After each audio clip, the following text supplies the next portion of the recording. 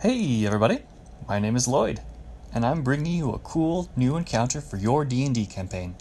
The monster of the day is the Caveman, or better known as Neanderthals. According to the D&D fandom website, Neanderthals in D&D are residents of the Arctic wastes, living in caves and huts in the lands of the glaciers. They are skilled with a variety of primitive weapons and tolerate cold temperatures very well. They hunt great mammals that wander the chilly plains, specializing in dire animals. Of particular note among their prey are woolly mammoths, glyptodons, and bronta, which basically look like a cross between a horse and a cow.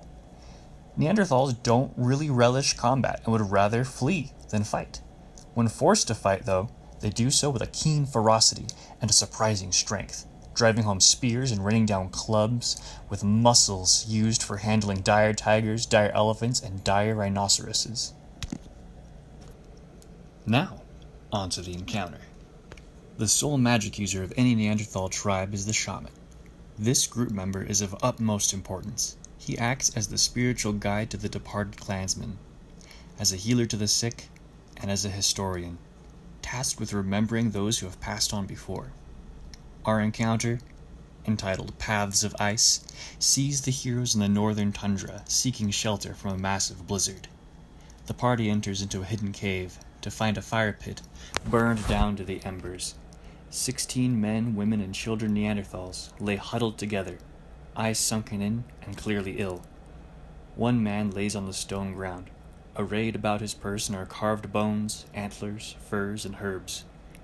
A heavy fever has set upon this important figure, and he can barely open his eyes at the party's approach. If one of the party does dare to approach, the shaman hands him a thigh bone carved with the image of a saber-toothed cat. The shaman points at the carving, then to his own heart, then to the burning embers of the fire pit at the center of the cave.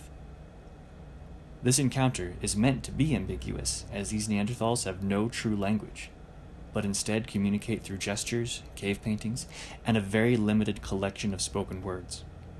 The bottom line, however, is that the party must go out into the storm, braving its dangers, in order to kill a saber-tooth and put its heart into the embers of the fire before the entire tribe succumbs to the fever.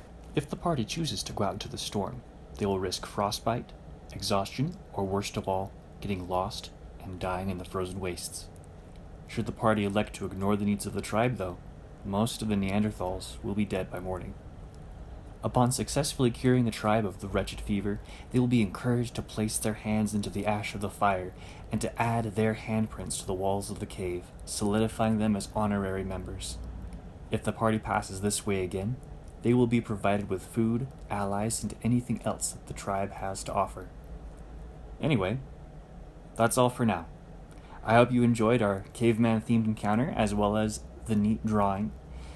This caveman vector piece is available as a sticker on Redbubble, so if you're feeling generous, please consider purchasing one.